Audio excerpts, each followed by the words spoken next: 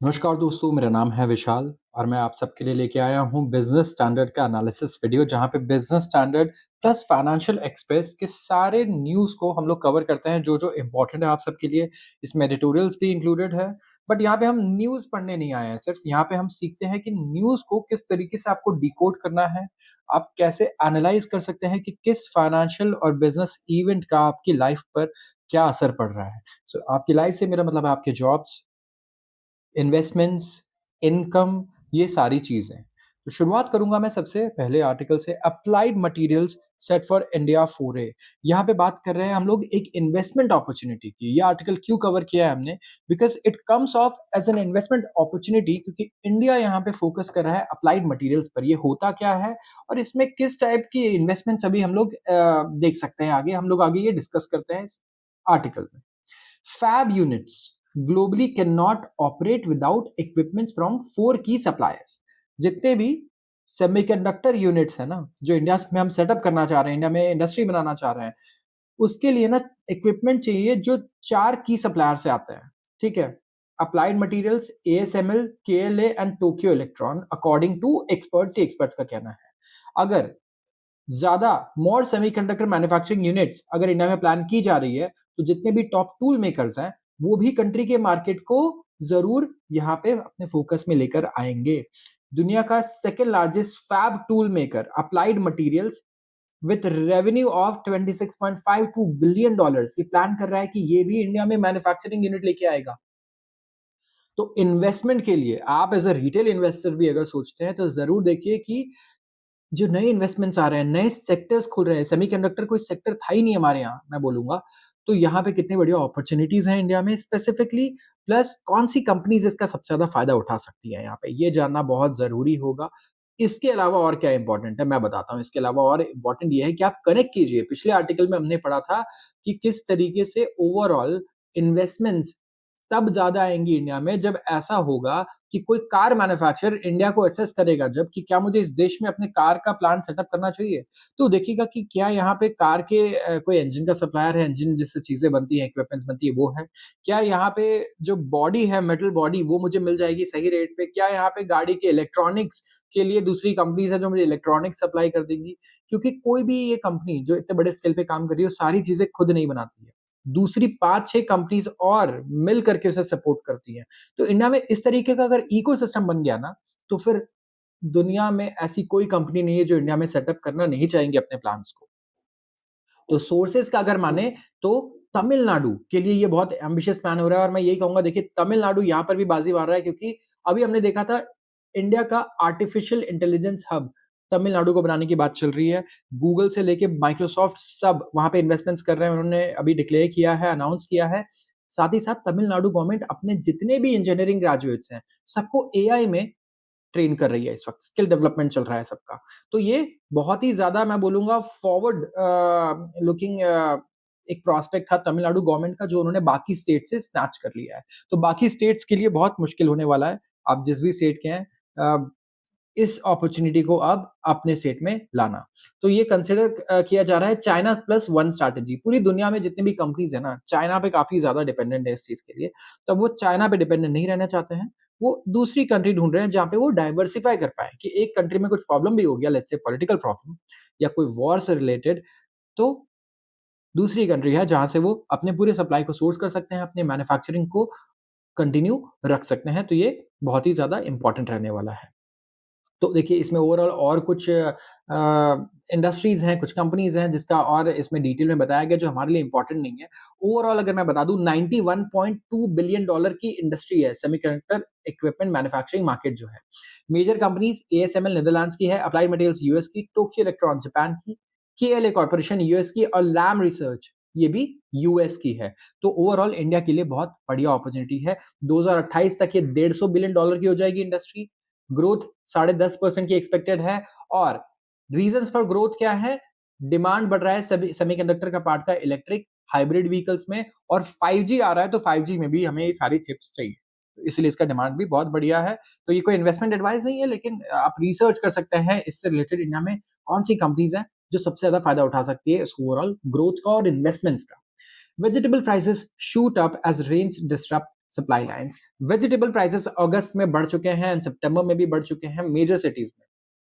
सबसे पहले बारिश बहुत हेवी रेनफॉल देखने को मिला है हमें, तो सप्लाई लाइन्स यहाँ पे डिसरप्ट हो गए हैं। ग्रीन वेजिटेबल सबसे ज़्यादा अफेक्टेड थे।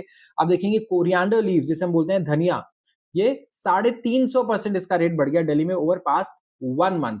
तो इश्यू कहाँ आती है हमेशा?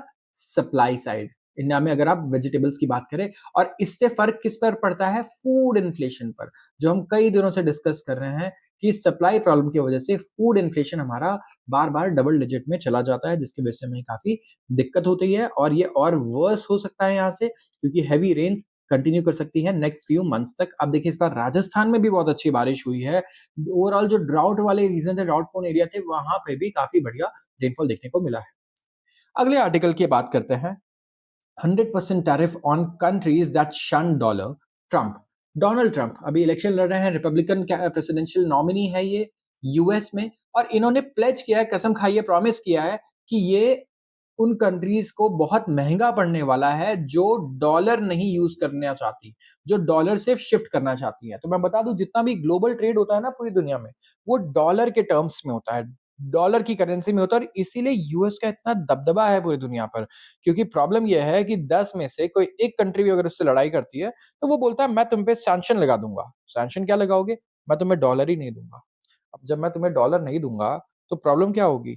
तुम ना कुछ खरीद पाओगे, ना कुछ बेच पाओगे, क्योंकि जो भी तुमसे डॉलर में ट्रांजैक्शन करेगा, उस पे हम लोग बैन कर देंगे, उसको भी डॉलर नहीं देंगे, और डॉलर के अलावा कोई दूसरे करेंसी में ट्रांजैक्शन करेगा ही नहीं। प्रॉब्लम ये है, क्योंकि डॉलर एक ऐसी करेंसी है जो हर जगह चलती है और ओवरऑल हर जगह एक्सेप्टेबल है। तो उनका ये कहना है कि अगर आपने डॉलर को छोड़ दिया, इसका मतलब आप यूएस के साथ बिजनेस नहीं करना चाहते हैं, क्योंकि हम 100% टैक्स लगाएंगे आपके सारे गुड्स पे अगर आपने डॉलर्स को यूज करना छोड़ दिया या डॉलर से अगर आप दूर गए तो। तो ये धमकी दी है इन्होंने सारी कंट्रीज को, एंड अपने इकोनॉमिक एडवाइजर्स को भी कहा है कि ऐसे तरीके निकालो कि हम पेनल्टीज लगाएं उन एलाइज पे, मतलब हमारी फ्रेंडली कंट्रीज पे एंड एनिमी कंट्रीज पे भी, जो बायलेटरल ट्रेड करना चाहते हैं in currencies other than dollar. And यहाँ पे कहा गया है कि बहुत सारे ऑप्शंस हैं हमारे पास। एक्सपोर्ट कंट्रोल लगा देंगे, करेंसी मैनिपुलेशन चार्जेस लगा देंगे, टैरिफ्स लगा देंगे अलग-अलग। तो ओवरऑल इस तरीके की चीज़ चल रही है यहाँ पे। अगर मैं बताऊँ आपको तो ओवरऑल एशिया में भी कुछ माहौल बहुत अच्छा नहीं है इनको लेकर। इंडिया एक ब्रिक्स, एक एक्रोनिम है ब्रिक्स, जिसे हम बोलते हैं Brazil, Russia, India, China and South Africa. BRICS ने मिलके अभी मीटिंग्स की, काफ़ी बड़े-बड़े अनाउंसमेंट्स भी आए, कुछ नए मेंबर्स भी ऐड होंगे। उसमें उन्होंने सबसे इम्पोर्टेंट जो मुद्दा रखा वो ये था कि किस तरीके से हम ट्रेड अपनी एक कॉमन करेंसी में करें रादर देन डॉलर। वो डॉलर में ट्रेड नहीं करना चाहते। तो ओवरऑल इन्होंने, ट्रंप ने भी काफ़ी प्रोटेक्शनिस्ट ट्रेड पॉलिसीज़ रखी हैं, लेकिन इनका कहना है कि dollar is under major major siege for 8 years. China, India, Brazil, Russia and South Africa ये डी-डॉलराइज़ेशन डिस्कस कर चुके हैं लास्ट ईयर समिट में, एंड बाय कॉन्ट्रास्ट ट्रंप ने कहा कि वो चाहते हैं कि डॉलर वर्ल्ड की रिजर्व करेंसी रहे, एंड उन्होंने प्लेज लिया है कि ये ऐसा करके दिखाएँगे। तो लेट्स सी बाकी कंट्रीज़ क्या रिएक्ट करती हैं यहाँ पर। आते हैं एक एडिटोरियल पर। अब मैंने आपसे कहा था सब लोग चाहते हैं कि मैं सारे एडिटोरियल्स को एनालाइज़ करूँ, बट इट्स नॉट पॉसिबल कि मैं बिना 2, 3, 4 घंटे की वीडियो बनाए इन्हें ऑनेस्टली मैं इन्हें एनालाइज़ कर पाऊँ और एक-एक शब्द आपको समझा पाऊँ। तो मैं कोशिश करूँगा एडिटोरियल्स कवर करने की, बट यहाँ पे मैं आपको इसके बुलेट पॉइंट्स में आपको ये चीज़ें समझाऊँगा। मैं एक-एक वर्ड यहाँ पे एनालाइज़ नहीं कर पाऊँगा। तो इन एडिटोरियल्स की समरीज़ मैं आपको यहाँ पे दूँगा। सबसे पहला ये एडिटोरियल जो मैं कवर कर रहा हूँ, ये कह रहा है rate cuts and stock prices. Stock market के लिए ज़्यादा इंपॉर्टेंट लोगों को लग रहा होगा कि यहाँ स्टॉक प्राइसेस लिखा है, लेकिन मैं बता दूँ ये रेट कट्स लिखा है ना, ये रेट कट्स आपके जॉब्स के लिए बहुत इंपॉर्टेंट है। आप सैलरी आएगी तो उससे सेव कितना होगा, इसके लिए इंपॉर्टेंट है। सेव करोगे इन्वेस्टमेंट पे तो रिटर्न्स इंटरेस्ट कितना मिलेगा आपको, इसके लिए भी इंपॉर्टेंट है। और इंटरेस्ट होम लोन और एजुकेशन लोन पे कितना पड़ेगा, पे कितना करोगे आप, इसके लिए भी बहुत इंपॉर्टेंट है। आधे से ज़्यादा लोगों को चीज़ें पता नहीं होती, बट इट्स वेरी इंपॉर्टेंट। सो बहुत ध्यान से सुनिएगा। रेट कट्स की बात हो रही है, मतलब interest rate cuts. Interest rate cuts जितनी भी कंट्रीज़ हैं वहाँ पर ओवरऑल देखेंगे आप, एक सेंट्रल बैंक होता है। जैसे इंडिया में आरबीआई है, यूएस में फेडरल रिजर्व है। ये इंटरेस्ट रेट्स को बढ़ाता है, घटाता है महँगाई दर को कंट्रोल करने के लिए, इन्फ्लेशन को कंट्रोल करने के लिए। जैसे यूएस भी करता है, वैसे ही इंडिया भी करता है यहाँ पर। तो प्रॉब्लम ये है कि महँगाई बड़ी बढ़ गई थी। कोविड के बाद ना बहुत ज़्यादा महँगाई बढ़ गई थी और रीज़न बताया जा रहा था कि मार्केट में पैसा बहुत ज़्यादा आ गया है लोगों के पास क्योंकि ब्याज दर को ज़ीरो के पास लेकर आ गए थे, ठीक है? जब इंटरेस्ट रेट ज़ीरो लगने लगे तो आप भी फालतू के लोन लोगे और खर्चे करोगे ना। लेकिन अगर बहुत ज़्यादा खर्चा करोगे आप तो महँगाई बहुत बढ़ जाएगी, क्योंकि डिमांड ज़्यादा बढ़ जाएगी, सप्लाई ओवरऑल इतनी जल्दी नहीं बढ़ पाएगा। तो क्या होगा यहाँ पर महँगाई बढ़ जाएगी, तो महँगाई को कंट्रोल करने के लिए ब्याज दर को हम फिर से बढ़ाने लगेंगे। हम बोलेंगे जो आपने पैसा फ्री में लिया था अब आप उसपे 7% ब्याज दो। तो आप बोलोगे नहीं, नहीं, नहीं, नहीं, नहीं, ये कार वापस ले लो, ये आईफ़ोन वापस ले लो, ठीक है? घर भी मैं सोच रहा था 2 करोड़ का लेने का, अब मैं लूँगा 50 लाख का घर। 7% का ब्याज कौन दे रहा है? पहले 0% पे था ना। तो बस यही मेंटालिटी है जिसके थ्रू सेंट्रल बैंक्स कंट्रोल करते हैं इन्फ्लेशन को। अब हुआ ये कि जब ब्याज दर घट जाएगा, मैंने क्या बोला, अब प्लानिंग हो रही है घटाने की क्योंकि महँगाई कंट्रोल में आ चुका है। यूएस में 2% इन्फ्लेशन का टारगेट था, तो वो आ चुका है। तो यहाँ पर बात क्या हो रही है कि ब्याज दर को घटाया जाए। कई लोग कह रहे हैं कि जब भी ब्याज दर घटाए जाते हैं तो स्टॉक मार्केट क्रैश हो जाता है। ओवरऑल जो सेविंग्स कर रहे हैं उन्हें फ़ायदा होगा। जो लोग इंटरेस्ट पे कर रहे हैं, जिन्होंने घर लिया हुआ है इंटरेस्ट पे, उनके इंटरेस्ट कम हो जाएँगे, राइट? इसके अलावा जो आपको इंटरेस्ट मिलता है, वो हो सकता है थोड़ा कम हो जाए सेविंग्स पर और दूसरे डिपॉज़िट्स पर। जॉब्स, जब भी इंटरेस्ट रेट साइकिल चेंज होता है और ब्याज दर घटना शुरू होते हैं, तो जॉब्स इंक्रीज़ होती हैं, तो आपके लिए जॉब अपॉर्च्युनिटीज़ आगे बेटर आ सकती है, ठीक है? इंडिया में और यूएस में भी अगर इंटरेस्ट रेट घटना शुरू होता है तो। अब आते हैं इन्वेस्टर्स के लिए क्या है? इन्वेस्टर्स के लिए बहुत बड़ा डिलेमा है। स्टॉक मार्केट वाले नहीं फिगर आउट कर पा रहे हैं कि उन्हें फ़ायदा होगा या नहीं होगा, क्योंकि जॉब सेविंग इंटरेस्ट इन्वेस्टमेंट्स वाले लोग और जो लोन वाले लोग हैं, वो तो खुश हैं कि भाई हम सबको फ़ायदा है। स्टॉक मार्केट वालों को अभी भी फिगर आउट करना है और इस राइटर ने इस पर कुछ लॉजिक्स और अपने कुछ रिसर्च दिए हैं कि इसके हिसाब से क्या आगे चीज़ें हो सकती हैं अगर रेट कट्स होते हैं और on the basis of past कि पहले क्या हुआ था। तो आइए इसका समराइज़ करते हैं इस आर्टिकल को हम लोग। पूरी दुनिया में इन्वेस्टर्स अभी स्टॉक मार्केट सर्ज एक्सपेक्ट कर रहे हैं। सर्ज का मतलब बढ़ना, ऊपर जाना कि मार्केट ऊपर जाएगा क्योंकि यूएस का जो सेंट्रल बैंक है वो कह रहा है कि वो ब्याज दर को घटाने वाला है। ब्याज दर घट जाएगा तो कंपनीज़ के लोन ऑलरेडी कम हो जाएँगे, लोन के खर्चे उनके प्रॉफिट भी बढ़ जाएँगे, वो और लोन लेंगे और एक्सपेंशन भी करेंगे, तो इकोनॉमिक एक्टिविटी भी बढ़ेगी, जीडीपी भी बढ़ेगी, लोगों का ये मानना है। एक्सपेक्टेशन है कि 0.5% का कट होगा सितंबर में एंड ओवरऑल ब्याज दर घटता रहेगा अगले 1 साल तक क्योंकि इन्फ्लेशन भी 2% के टारगेट पे आ गया है। तो क्या रेट कट होने से हमारे स्टॉक प्राइसेस सही में बढ़ जाएँगे? डिसअपॉइंटिंगली इनफ हिस्टोरिकल डेटा शो करता है कि अगर इंटरेस्ट रेट चेंज होते हैं तो इंक्रीज हो या रेट कट हो, ये कोरिलेटेड नहीं है स्टॉक मार्केट के परफॉर्मेंस से। यस, कोई स्ट्रॉन्ग कोरिलेशन इस राइटर को नजर नहीं आ रहा है। देखते हैं कैसे। अगर आप इसे कंपेयर करें यूएस के इंडेक्स से, इंडिया में निफ्टी है ना और सेंसेक्स है, यूएस में एस&पी 500 है। तो उन्होंने एक रीसेंट एग्जांपल दिया रेट इंक्रीज का। अगर आप मिड फरवरी 2022 से देखें तो इन्होंने स्पेकुलेट किया था अपने कॉलम्स में कि मार्केट एक्चुअली ऊपर जाएगी फरवरी के समय 2022 में अगर फेडरल रिजर्व रेट को बढ़ाता है ब्याज इन्फ्लेशन को कॉम्बैट करने के लिए। तो अगर हम कह रहे हैं कि रेट कट होगा, ब्याज दर नीचे जाएगा तो मार्केट ऊपर जाना चाहिए। तो जब ब्याज दर ऊपर जाता है तो मार्केट नीचे जाना चाहिए। लेकिन ऐसा हुआ नहीं है, राइटर का ये कहना है कि मिड फरवरी से 2022 से लगातार रेट बढ़ाए गए और मार्केट लगातार बढ़ती रही। इस टाइम पे यूएस, इंडिया सारी मार्केट्स कहाँ हैं? लाइफ हाई पर चल रही हैं। तो इनका जो व्यू है वो डिराइव्ड है पब्लिकली अवेलेबल डेटा से जो आप भी चेक कर सकते हैं। 2004 से मिड 2006 तक फेडरल रिजर्व ने 17 बार ओवरऑल रेट बढ़ा दिए थे और एस&पी 500 46% ऊपर चला गया था उस समय। वैसे ही दिसंबर 2015 से दिसंबर 2020 तक 9 बार रेट बढ़े हैं। 0.25 से 2.5 हो गया, लेकिन एस&पी 1900 से 2800 पर आ गया। तो इंडेक्स जो है ये वॉबल हुआ है 2018 में toward the end of 3 year rate increase cycle not at its outset. तो यहाँ पे कॉन्ट्ररी डेटा हमें देखने को मिल रहा है ओवरऑल। तो इनका ये कहना है कि हमें देखने को मिला कि जब रेट बढ़ते रहे तब भी मार्केट 40% बढ़ गई ऊपर यूएस की एंड हमने देखा कि जब रेट घटते हैं ओवरऑल तो कई बार वहाँ पे बहुत बढ़िया मार्केट में पंप आया है। तो एस&पी 500 ने हिट किया है लो। लो कब हिट किया? 3500 का अक्टूबर 2022 में और ये बढ़ गया फिर 4600 आ गया, 4600 आ गया जुलाई 2023 में जब रेट्स ऊपर गए। तो हर बार रेट ऊपर जा रहे हैं तो मार्केट ऊपर जा रहा है, इनका ये कहना है। फेडरल रिजर्व ने 6 बार रेट को बढ़ाया है, 3.25% से 5.5% ले आया जुलाई 2023 में। ऑलमोस्ट 7-8 महीने में। तो यहाँ पे अगर आप देखेंगे इंट्रिगिंगली जब फेड ने पॉज़ किया अपना इंटरेस्ट रेट जुलाई में, तभी एस&पी नीचे आया अक्टूबर तक। जुलाई से अक्टूबर तक नीचे आता रहा, जब रेट कट भी नहीं हुआ और रेट इंक्रीज़ भी नहीं हुआ, रेट पॉज़ रहा, ठीक है? तो अगर फुल साइकिल में देखें, तो रेट जब 0.25% से 5.5% आ गए एंड वहीं रहे 1 साल तक, मार्केट जो है तब भी बढ़ता रहा। तो यहाँ पे जो कोरिलेशन है, ये अलग तरीके का नज़र आ रहा है और ऐसा पहली बार नहीं है जब ये प्रिज़्यूम किया जा रहा है कि जो कोरिलेशन है फेडरल रिजर्व के रेट चेंज और स्टॉक मार्केट मूवमेंट में ये अनरिलायबल है, इसमें कोई रिलायबिलिटी नहीं है। और अगर आप ऑपोजिट सिनेरियो भी देखें तो क्या मार्केट बढ़ता है जब फेडरल रिजर्व रेट कट करता है? तो यहाँ भी रिलेशनशिप बहुत वीक है।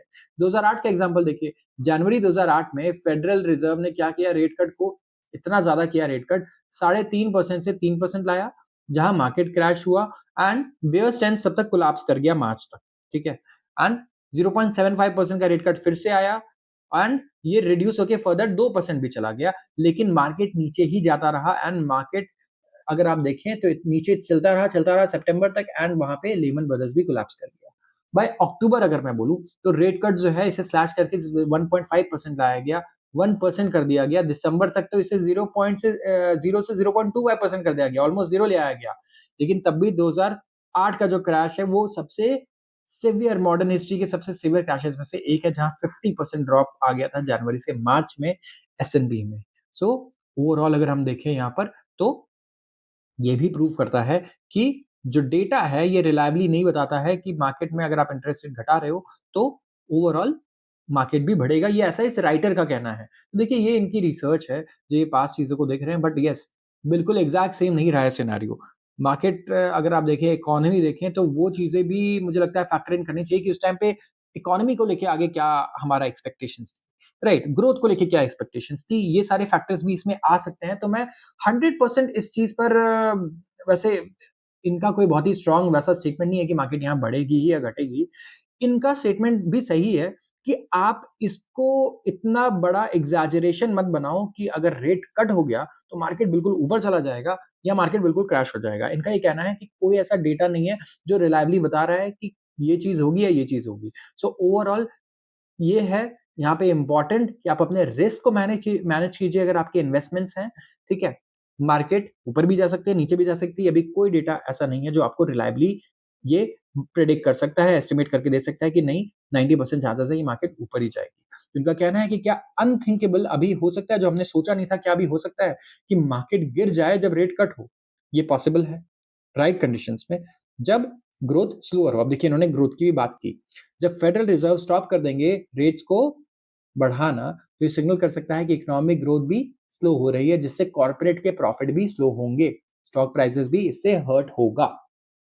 तो ओवरऑल अगर ग्रोथ स्लो होता है इकोनॉमी का, अब ये इकोनॉमी की बात कर रहे हैं, जीडीपी की बात कर रहे हैं, चाहे वो रेट हाइक से हो या किसी और फैक्टर से हो, तो मार्केट नेगेटिवली रिएक्ट करेगा। तो यहाँ पे रेट कट पे आप फोकस ही मत करो। इनका ये कहना है जो एलिफेंट इन द रूम है वो क्या है? जीडीपी नंबर्स, ग्रोथ के नंबर्स यूएस इकोनॉमी में।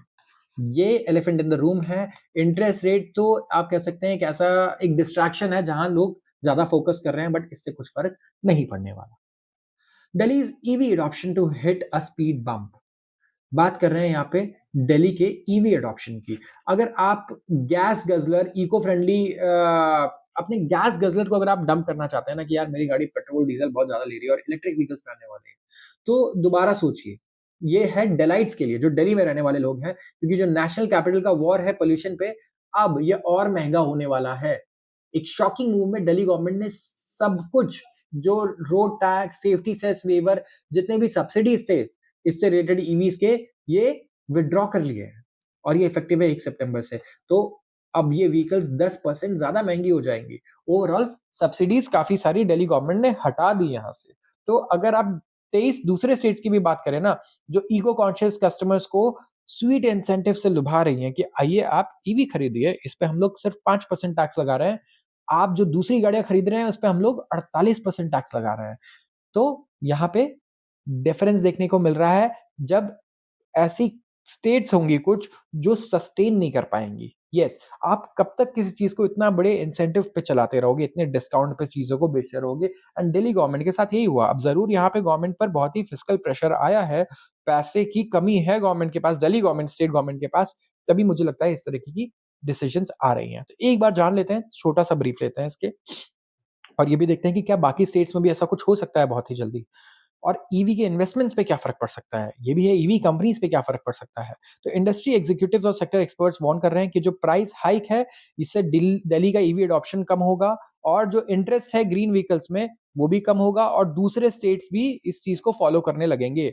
दिल्ली ने सिर्फ टैक्स वेवर ही रिमूव नहीं किया है, बल्कि हाईएस्ट रोड टैक्स लगा रहा है और सेफ्टी टैक्स लगा रहा है कंट्री में। ये एनालिसिस किया है ओला इलेक्ट्रिक के ऑनलाइन सेल्स डेटाबेस ने by Business Standard. Currently Delhi के अलावा 11 स्टेट्स हैं, आसाम, बिहार, छत्तीसगढ़, गुजरात, झारखंड, केरला, मध्य प्रदेश, मणिपुर, नागालैंड, त्रिपुरा एंड वेस्ट बंगाल। जो union territory of Dadra and Nagar Haveli है, ये इम्पोज करते हैं road taxes ranging from 2900 to 9788। और जो रिमेनिंग स्टेट्स और यूनियन टेरिटरीज हैं वो रोड टैक्स का वेवर देते हैं, नहीं चार्ज करते हैं रोड टैक्स, जितने भी ईवी हैं इनसे। तो ओला का जो ऑनलाइन सेल्स पोर्टल है ये प्रोवाइड नहीं कर रहा डिटेल रोड टैक्स पे फॉर अंडमान एंड निकोबार, लक्षद्वीप, तो बाकी सारे स्टेट्स और यूनियन टेरिटरीज यहाँ पे कवर हो चुके हैं। अगर दिल्ली में रिमूव हो जाए ये रोड टैक्स वेवर, तो इससे कंज्यूमर एंथुसियाज्म काफी कम हो जाएगा। एंड इंडिया एक बहुत ही प्राइस सेंसिटिव मार्केट है, यहाँ पे तो 10 रुपए से बहुत फर्क पड़ता है। तो ईवी के एडॉप्शन में यहाँ हो सकता है हमें स्लो डाउन देखने को ज़रूर मिले और दिल्ली एक ऐसी जगह है जहाँ कार सेल्स बहुत ही ज़्यादा है। कार सेल्स का शेयर अगर आप दिल्ली में देखें तो बहुत ही ज़्यादा है। बहुत इम्पोर्टेंट मार्केट है इलेक्ट्रिक व्हीकल्स के लिए दिल्ली। तो अपकमिंग फेम 3 स्कीम आ रही है, ये सेंट्रल गवर्नमेंट की स्कीम है एंड ये प्रोवाइड करेगी काउंटर बैलेंस। अगर 15% डिक्लाइन भी होता है as projected by EV players, तो ये इम्पैक्ट करेगा ना कि सिर्फ दिल्ली को बट कंट्री के ओवरऑल ईवी सेल्स को, क्योंकि नेशनल कैपिटल जो है ये टॉप 10 सेल्स स्टेट्स है ईवी सेल्स के लिए। टॉप डेस्टिनेशन है दिल्ली एंड ये रीज़नेबल भी है क्योंकि दिल्ली में आप देखिएगा कंपनीज़ हैं, हेडक्वार्टर्ड है, हमारा कैपिटल है, तो एनवायरमेंटल कॉन्शियस इंस्टीट्यूशंस वहाँ पर ज़्यादा हैं। तो ईवी का अडॉप्शन हम तो एक्सपेक्ट कर रहे थे कि दिल्ली में सबसे पहले होना चाहिए, राजधानी है वो कंट्री की, बट ऐसे रूल्स ये जो हैं ये सेटबैक ला रहे हैं हमारी इलेक्ट्रिक व्हीकल इंडस्ट्री के लिए एंड ओवरऑल सारी कंपनीज़ के लिए। Automakers to switch to retail sales data amid inventory row. अब ऑटोमेकर्स के लिए दूसरी बुरी खबर, सबसे पहले तो ये बुरी खबर थी दिल्ली वाली, ठीक है, जो इलेक्ट्रिक व्हीकल बना रहे हैं। अब जो पैसेंजर व्हीकल मैन्युफैक्चरर्स हैं, मैं 4-5 आर्टिकल्स कवर कर चुका हूँ कि किस तरीके से इनका ना स्टॉक इन्वेंट्री बहुत बढ़ गई है। और जो डीलर है, शोरूम वाले हैं, वो कह रहे हैं कि भाई कार और मत बनाओ, हमारे पास जगह नहीं है रखने की। कार्स बिक नहीं रही हैं जितनी तेज़ी से आप बना रहे हो। कंपनीज़ ये नहीं मान रही है, कंपनीज़ कह रही है कि नहीं, कार बिकेंगी। आप वेट करो, आप पेशेंस रखो, कार बिकेंगी, इसलिए हम कार की सप्लाई उतनी ही रखेंगे, सप्लाई कम नहीं करेंगे। अब इन्होंने डिसाइड किया कि वो शेयर करेंगे अपना monthly retail sales number rather than wholesale data as is the current practice, industry executives का ही कहना है। मैन्युफैक्चरर्स ने कम्युनिकेट किया है इंडस्ट्री बॉडी को, ये society of Indian automobile manufacturers SIAM, जो फाइनल डिसीजन लेगा बहुत ही जल्दी। इन ऑल लाइक्लीहुड मैन्युफैक्चरर्स वो रिटेल सेल्स नंबर्स के डेटा को देखेंगे जो शेयर किया जा रहा है बाय द गवर्नमेंट पोर्टल वाहन based on registration data. And यहाँ पर सोर्सेस कह रहे हैं कि रिटेल डेटा पे स्विच अगर हम करते हैं तो सारे डिस्प्यूट्स खत्म हो जाएंगे ऑटोमोबाइल इंडस्ट्री में जो हो रहे हैं इस वक्त और कंट्रोवर्सीज की इन्वेंट्री इस टाइम पे कितनी है और कितना ओवरऑल परेशानी हो रही है डीलर्स को। तो यहाँ पे दो लोगों की यहाँ पे मैं बोलूंगा लड़ाई है। एक तो डीलर की, जो शोरूम वाले हैं, वो कह रहे हैं कि हमारी इन्वेंट्री फुल है, ठीक है? हमारे पास जगह नहीं है रखने की। कार मैन्युफैक्चरर्स इस बात पे डिबेट कर रहे हैं। वो कह रहे हैं नहीं, तो यहाँ पे ये रिटेल डेटा को एनालाइज़ करवाना चाहते हैं कि आप रिटेल सेल्स के डेटा देखो। आपको लग रहा है अगर आप ज़्यादा आँक रहे हो सेल्स को, ठीक है? मैन्युफैक्चरर्स जो हैं वो ओवर एस्टिमेट कर रहे हैं सेल्स को। तो यहाँ पे जो भी है ये बहुत इम्पोर्टेंट रहने वाला है, क्योंकि हम आगे शॉर्ट टर्म में ज़रूर इसका इम्पैक्ट देखेंगे ऑटोमोबाइल सेक्टर के कंपनीज़ पर, इनके शेयर प्राइसेज़ में। तो ज़रूर इस पे बहुत क्लोज़ नज़र रखिएगा ओवरऑल। एंड काफ़ी सारे मैन्युफैक्चरर्स ने ये डिस्प्यूट को बिल्कुल, मैं बोलूँगा, इस तरीके से कहा है कि ये बिल्कुल गलत है। हम इन्वेंट्री मेंटेन करते हैं 35 से 40 दिन का, जो होता है करीब सवा 4 लाख से, मतलब 4,15,000 से 4,20,000 यूनिट्स, जिसकी वैल्यू होती है 45,000 करोड़।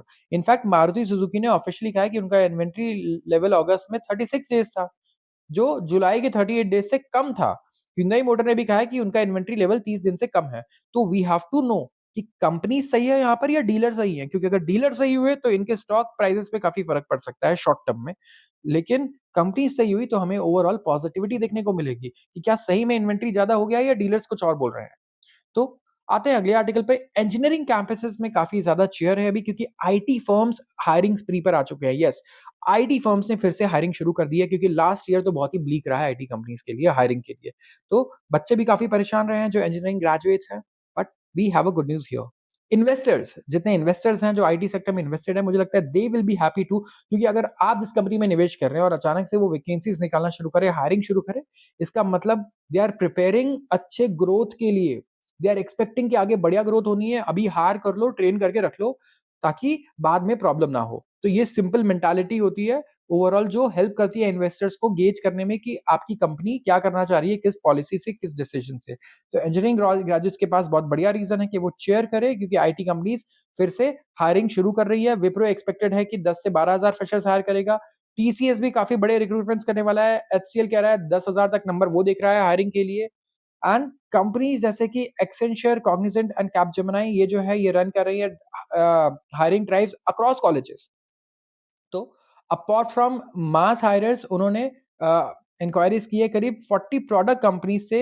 एंड यहाँ पे ये फोकस कर रहे हैं कि ये ग्लोबल टैलेंट वर्कफोर्स बनाए न्यू स्किल्स के साथ और एक्सपीरियंस करें embracing latest industry leading solutions and operating models. तो कंपनी ने कहा है कि ये प्लान कर रहे हैं कि ये हायर करे up to 10,000 freshers in 2024-25। HCL का ये कहना है। So we are going to see a really good growth in placements this year colleges में। so this is good news for students and we will expect कि यहाँ पे companies के revenue में भी बढ़िया ग्रोथ आने वाली होगी तभी वो लोग हायर कर रहे हैं।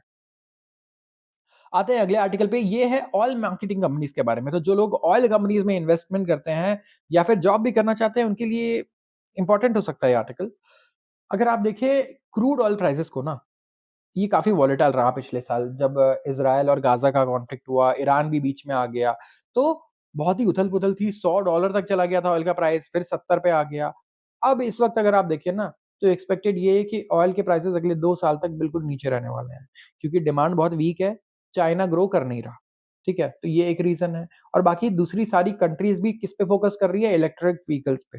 सो ये भी इम्पोर्टेंट है कि ओवरऑल इससे डिमांड कम होगा क्रूड ऑयल का।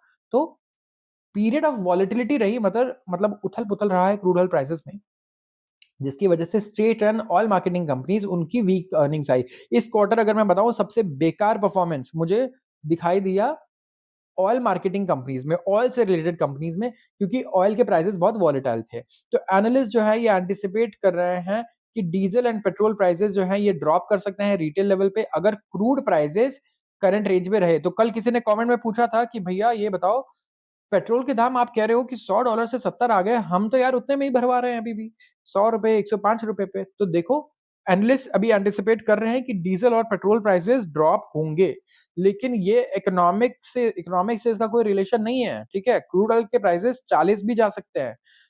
कोविड के वक़्त चले गए थे 40, 20 भी चला गया था क्रूड ऑयल का $20 पे, लेकिन हमारे पेट्रोल के दाम ₹1 नहीं घटे थे। तो ये डिसीज़न पॉलिटिकल होता है, ये इकोनॉमिक डिसीज़न नहीं होता है क्योंकि गवर्नमेंट को रेवेन्यू जनरेट करना होता है यहाँ से बाकी जगह खर्च करने के लिए।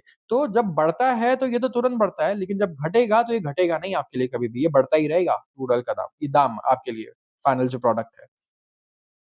तो given the nature of our oil industry it is likely कि ऑयल मार्केटिंग कंपनीज के जो मार्जिन है वो हेल्दियर रहने वाले हैं और रिफाइनिंग मार्जिन अंडर प्रेशर रहेंगे। तो इनके मार्केटिंग मार्जिन बढ़िया रहने वाले हैं, रिफाइनिंग मार्जिन में थोड़ा प्रेशर रहेगा। कंट्री के 3 मेजर ओएमसीज है हमारे, इंडियन ऑयल, भारत पेट्रोलियम और एचपीसीएल भी है, हिंदुस्तान पेट्रोलियम। इन्होंने काफी वीक परफॉर्मेंस दिखाया पिछले क्वार्टर, ठीक है? जो रिडक्शन है फ्यूल प्राइसेस में, इसकी वजह से इनका मार्केटिंग मार्जिन भी कम हो गया। तो पहले ये स्टेट ओन कंपनीज क्या कर रही थी? रिड्यूस कर रही थी ऑटो फ्यूल प्राइसेस बाय 2 पर लीटर। एंड टिपिकली ओवरऑल अगर ओएमसी मार्जिन्स को अगर आप देखेंगे तो सारी कंपनीज इनका बहुत बढ़िया क्लोज रिलेशनशिप है रिफाइनिंग मार्जिन्स के साथ। तो 2 काम है इनके, एक तो ये रिफाइन करती है, कच्चा तेल लिया, रिफाइन किया, उससे पेट्रोल, डीजल, केरोसिन सारी चीज़ें निकली।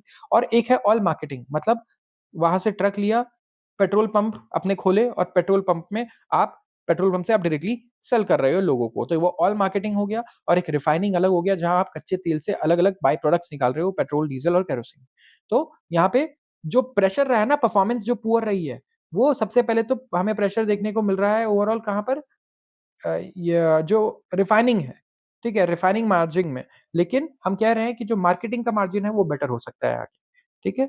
तो मार्केटिंग जो सेगमेंट है बढ़िया करेगा, रिफाइनिंग मार्जिन प्रेशर में रहेगा, ये एक्सपेक्टेड है। क्रूड ऑयल के प्राइसेज़ के लिए क्या एक्सपेक्टेशन है ये भी जान लीजिए। ओवरऑल क्रूड ऑयल प्राइसेज़ की एक्सपेक्टेशन है कि ये रहेगा $70 से $75 पर बैरल, इंटरनेशनल प्राइस है ये, ठीक है? एंड ये और नीचे भी जा सकता है अगर ओपेक ने डीज़ल डिले नहीं किया अपने आउटपुट कट्स को। एंड एक्सपेक्टेड है कि जो प्राइसेस हैं पेट्रोल और डीजल के, ये भी रिटेल के लिए जा सकते हैं if the decline in crude prices is seen as consistent trend. अब मैं टाइम कैसे करूं कि क्रूड ऑयल के दाम कब नीचे जाएंगे, मैं बताता हूं। इलेक्शंस आने वाले हैं, तो हो सकता है क्रूड ऑयल के दाम इलेक्शन से कुछ दिन पहले कम हो, ताकि लोगों को ये याद रहे, उनकी मेमोरी में भी रहे कि यस, क्रूड ऑयल के दाम हमारे घट चुके हैं। तो हर चीज की टाइमिंग जो है वो कैसे होगी, आप इन सारी इवेंट्स के बेसिस पे आप अंदाजा लगा सकते हैं। तो जितने भी स्टेट ओन्ड ऑयल प्रोड्यूसर्स हैं जैसे ओएनजीसी, ऑयल इंडिया, ये रिपोर्ट कर रहे हैं strong earnings, net crude oil price में काफी बढ़िया हुआ है इनका। लेकिन जो ओवरऑल क्रूड प्राइसेस हैं ये अभी भी घट रहे हैं, एंड कंपनी को अपने कॉस्ट स्ट्रक्चर को आगे जाकर रिवैल्यूएट जरूर करना होगा, क्योंकि इनके मार्जिन पे फर्क पड़ सकता है। अगले 2 साल तो सिचुएशन हमें लगता है ऐसी ही रह सकती है। Jio financial forms joint venture with BlackRock. Jio financial services ने कहा कि उसने एक जॉइंट वेंचर फॉर्म किया है ब्लैक रॉक के साथ, ब्लैक रॉक एडवाइजर्स सिंगापुर, जिसमें ये इन्वेस्टमेंट एडवाइजरी बिजनेस अंडरटेक करेगा। Jio BlackRock investment advisers private limited incorporate हुआ है सितंबर 6 में, और ये कैरी ऑन करेगा primary business of investment advisory services subject to regulatory approvals. तो इन्वेस्टमेंट एडवाइजरी बिजनेस में आ रहा है जियो, एंड यहाँ पे कंपनी इन्वेस्ट करेगा 3 crore towards a subscription of I think ये 3 crore equity shares of face value 10 each, 30 lakh equity shares of face value 10 each. तो ओवरऑल इनकॉर्पोरेट की जा रही है जियो। ये फाइनेंशियल, यहाँ पे काफी सारे इन्वेस्टर्स होंगे मेरे व्यूअर्स जो जियो में इन्वेस्टेड होंगे, जियो फाइनेंशियल सर्विसेज में। So we have to see कि किस टाइप के फाइनेंशियल प्रोडक्ट्स आते हैं Jio financial services and BlackRock के। मे बी ये म्यूचुअल फंड्स हो, दूसरे इन्वेस्टमेंट फंड्स हो, we will have to see. And ये आगे ब्रोकरेज भी खोलने की बात करें ब्रोकर फर्म की, सो हमें देखना होगा कि क्या वहां पर भी ये फोरे करते हैं।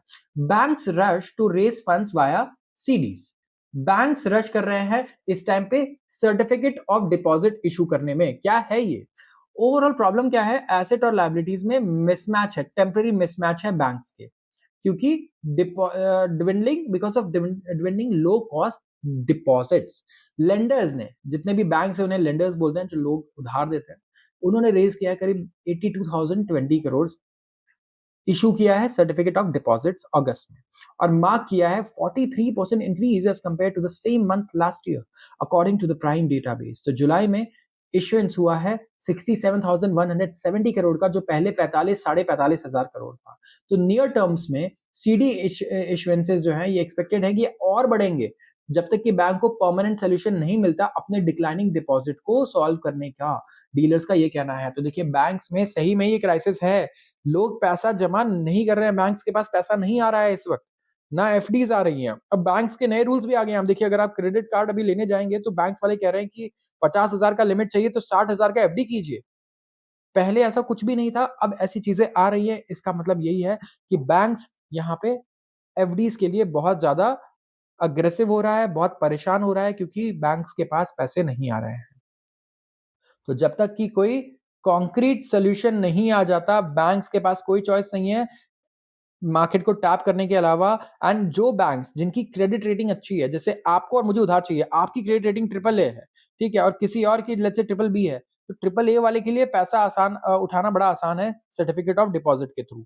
जिसकी क्रेडिट रेटिंग बढ़िया होती है, ऑफकोर्स वो ज्यादा बढ़िया पैसा उठाता है, तो ज्यादा कम दाम पे उठाता है। तो ओवरऑल काफी एडवांटेजेस हैं। आरबीआई का जो लेटेस्ट मंथली बुलेटिन है वो दिखा रहा है कि जो low cost current and savings account deposit है कासा, इन टोटल डिपॉजिट्स ये स्टेडी डिक्लाइन पर है, 44% से 39 टू 40% आ गया है 2021-22 के लेवल में। एंड यहाँ पे फर्दर जो डिमांड है इन बल्क डिपॉजिट्स ओवरऑल, यहाँ पे क्या हो सकता है, प्रॉब्लम हो सकता है। तो बैंक्स के लिए बहुत कंसर्निंग है। अगर मैं बैंक के शेयर प्राइसेज़ की बात करूँ, इस टाइम पे बैंक्स मैं बोलूँगा सबसे लो वैल्यूएशन पे चल रहे हैं एज़ कंपेयर्ड टू दूसरे सेक्टर्स को आप देखो। आप कोई भी सेक्टर उठाओ निफ्टी में, ठीक है? निफ्टी में अगर आप देखो ऑयल को, आप देखो एफएमसीजी को, जितने भी आप सेक्टर्स उठा लो, इंश्योरेंस को देखो, कुछ भी उठा लो, बैंक्स यहाँ पे काफ़ी ज़्यादा लो पी पे अगर मैं देखूँ तो चल रहे हैं एंड इनका स्पेसिफिक जो रीज़न है अभी मुझे लगता है वो यही है कि डिपॉज़िट्स डिपॉज़िट्स नहीं आ रही है इनके पास। कासा रेशियो जिसे हम बोलते हैं, ये ड्रॉप हो चुका है टू 41% इन 2023-24 टू 40 फ्रॉम 45% इन 21-22। तो ये जो ड्रॉप है, प्रॉब्लम ये नहीं है कि ड्रॉप हो गया एक बार, ये लगातार ड्रॉप हो रहा है and we need a solution for this. So आज के लिए बस इतना ही। अगर आपको वीडियो पसंद आई हो तो ज़रूर इसे लाइक करें और चैनल को सब्सक्राइब करना बिल्कुल भी ना भूलें। आप सबका बहुत-बहुत धन्यवाद।